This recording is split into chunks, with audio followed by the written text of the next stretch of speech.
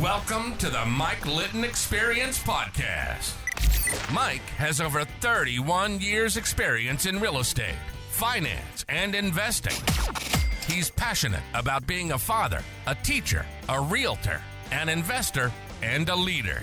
Everyone has a story, and our passion is to help them tell it.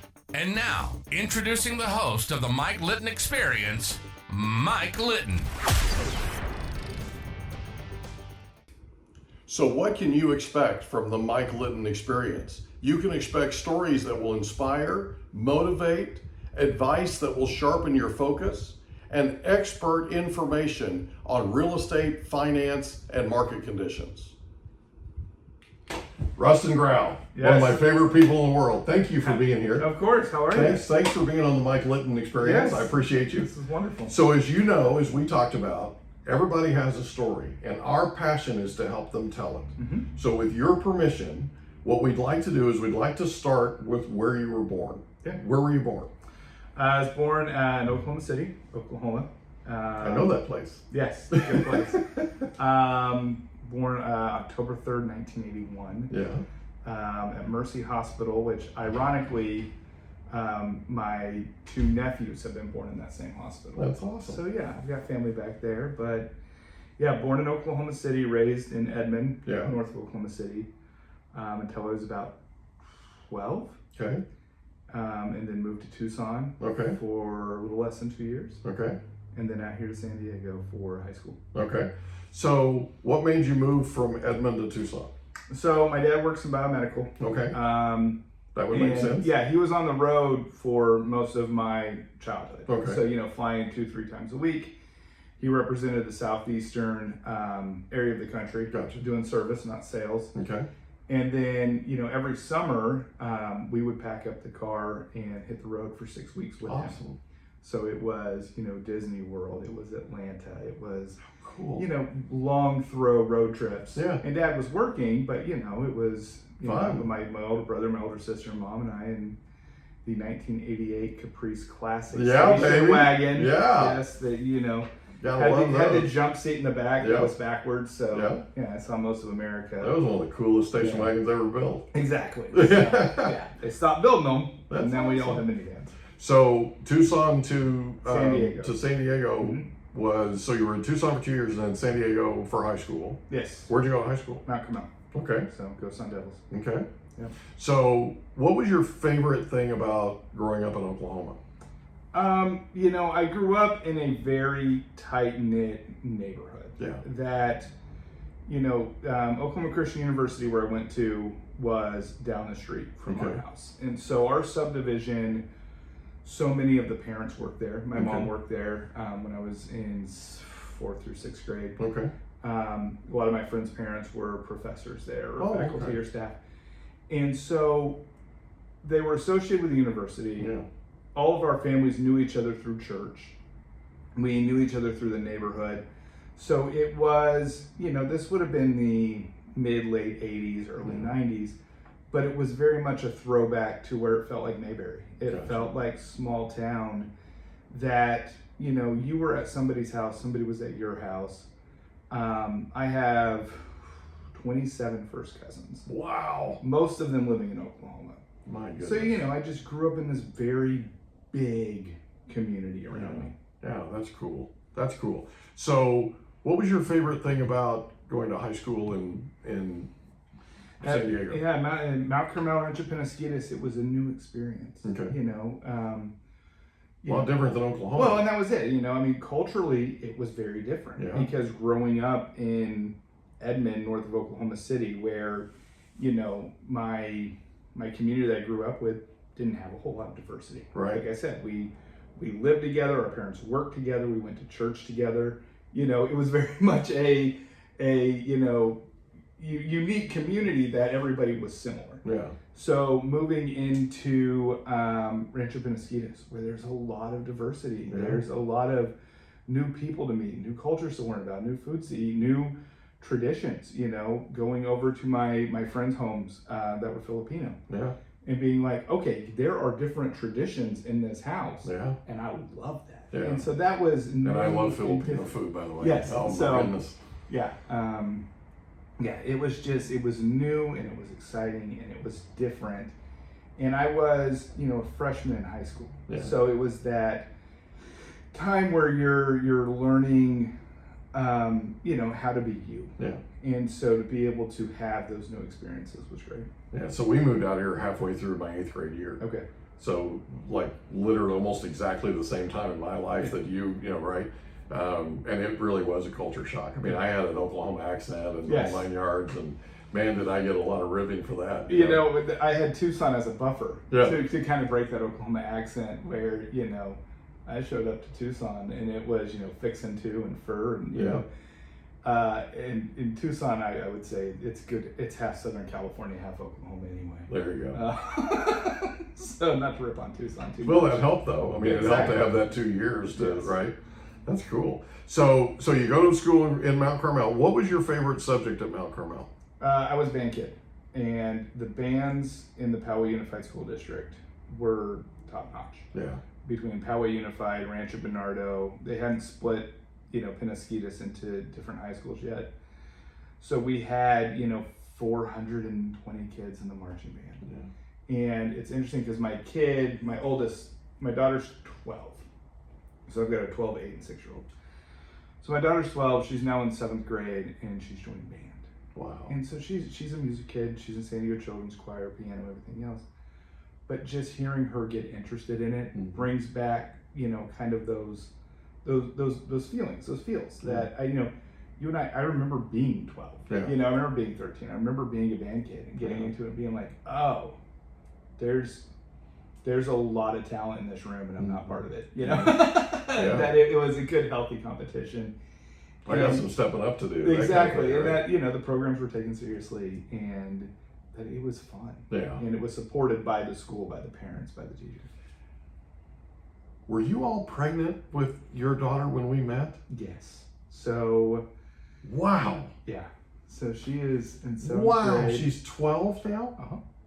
So. Oh my gosh. Yes. That is. Yeah. Wow. I know. I've hit that point in parenthood where I'm by far no means of an expert. But, whenever you become a new parent, you hear everybody say, cherish those moments because, it goes by in the blink of an eye. Yeah. And I was like, are you kidding me? I'm knee deep in diapers and, broke and everything. That's terrible, Yeah. And now here she is, 12. And I'm like, no joke. Yeah. Like, it happened in 15 minutes. It's ridiculous. Yeah. I gave up radio in 2014 because my kids were going into high school and I wanted to go chase them. Yes. And that was a really, really tough decision, but I don't regret doing it. No. I mean, they're only that age once. Yeah.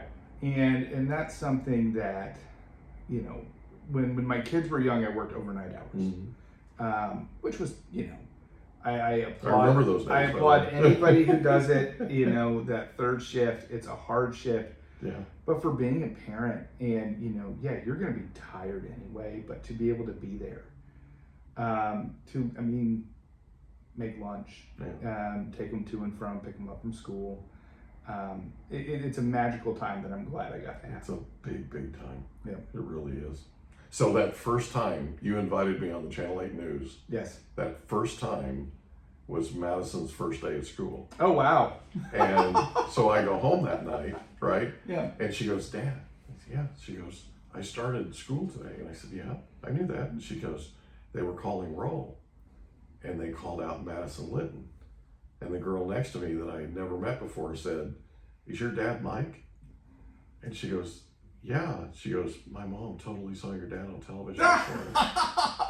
That's awesome. She's like, Dad, that was so cool. Because she didn't hardly know anybody in that school, So that was kind of awesome. Nice. So, sorry, didn't mean to interrupt you. Oh, no. So high school, Mount Carmel. Yep. Band is the big deal, right? It's the big deal. And you graduate Mount Carmel, then where do you go? I went back to Oklahoma. Went to Okay. Oklahoma Christian, which was the university I grew up near and around. Right.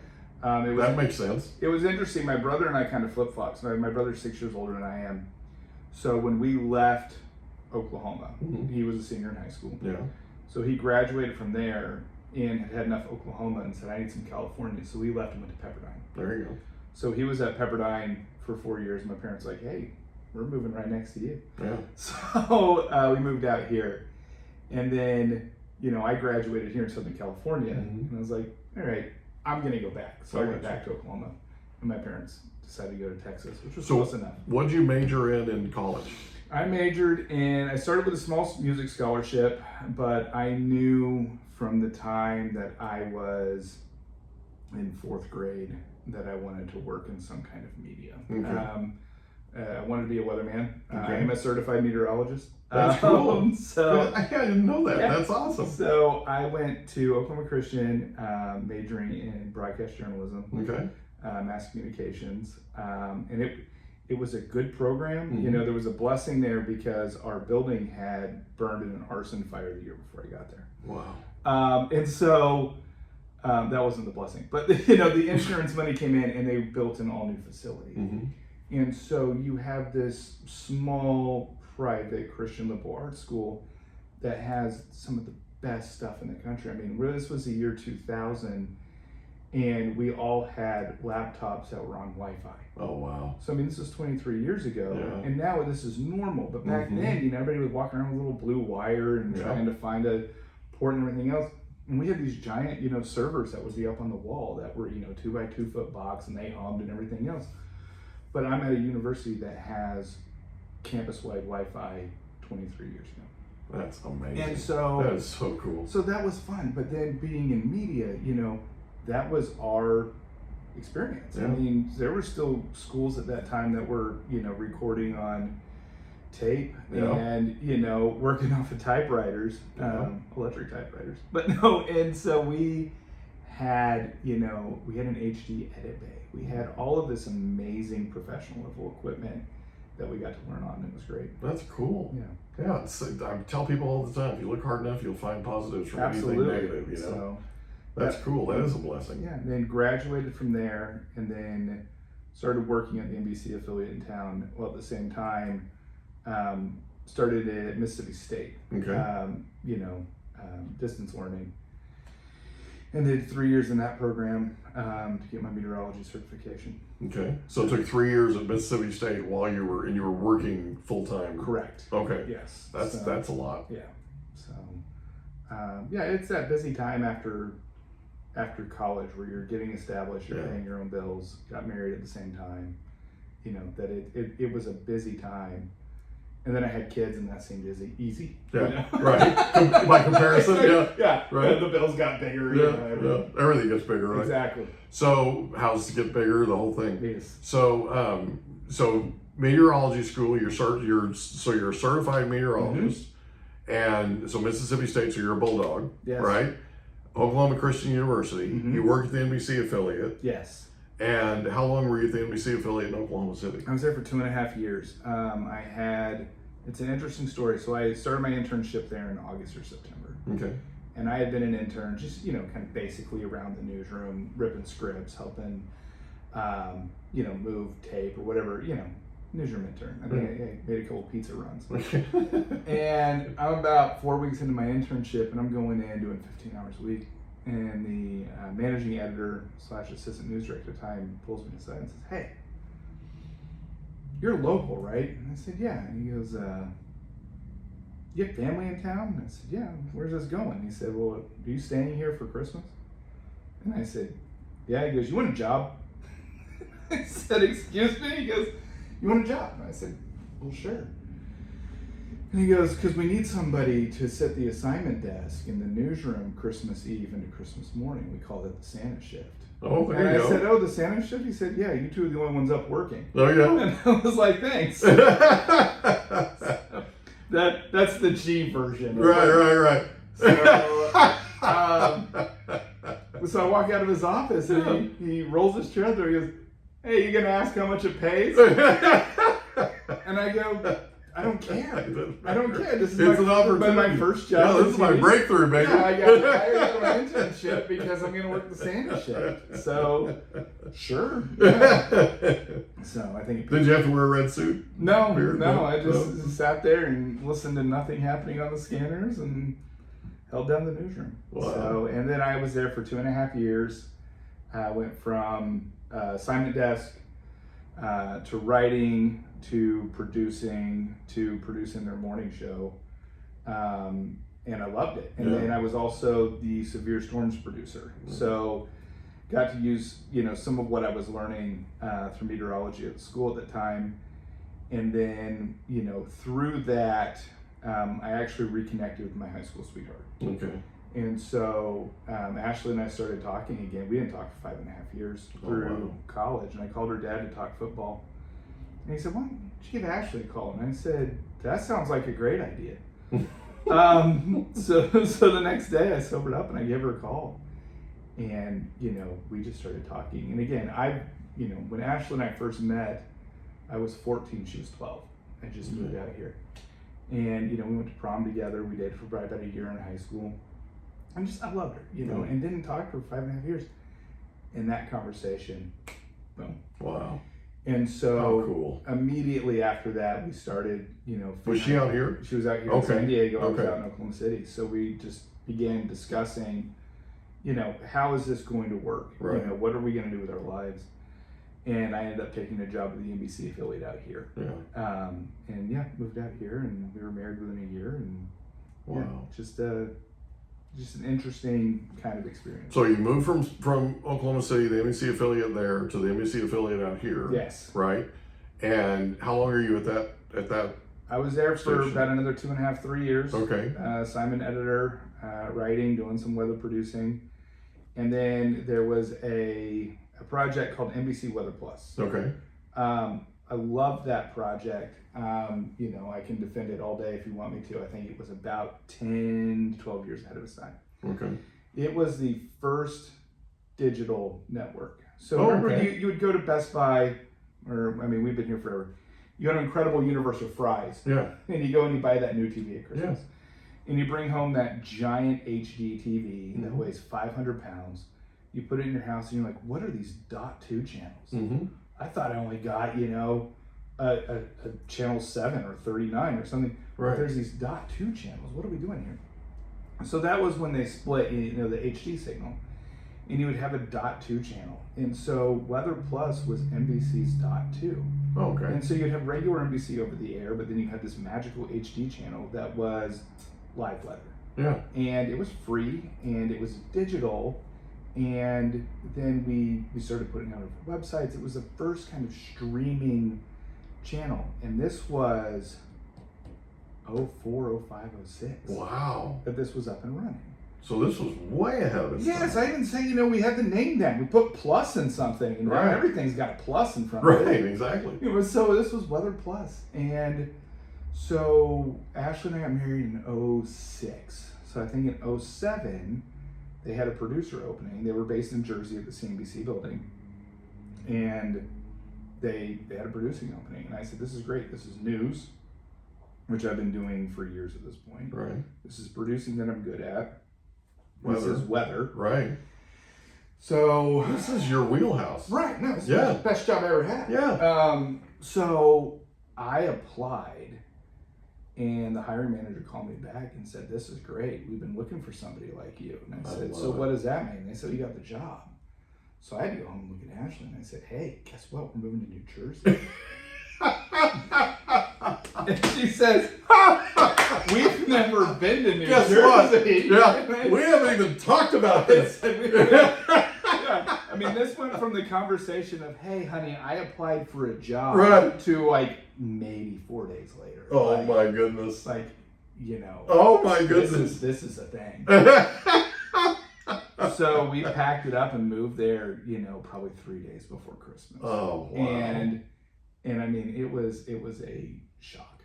And going from, we literally left San Diego in shorts and flip-flops and took 3.5 days and drove across the country to where we the lived, frozen tundra. Inglewood, New Jersey, and got out of our little Pathfinder, and our feet hit the ground and our flip-flops went into the snow. Yeah. And we were like, what did we do? Right. So we were out there for about 2.5 years. A little bit of a shock. Which was enough New Jersey, enough East Coast for me. We hope you enjoyed another episode of the Mike Litton Experience. If you did, Do us a favor, smash that subscribe button, tell your friends, family, and coworkers about our program, and wherever you get your podcasts, please leave us a rating. It helps us to connect with quality people just like you. And that's a wrap. Another episode of the Mike Litton Experience in the books. Reach out to Mike on Instagram at Litton Realty. Want to meet with Mike? Check out calendly.com/Rio760.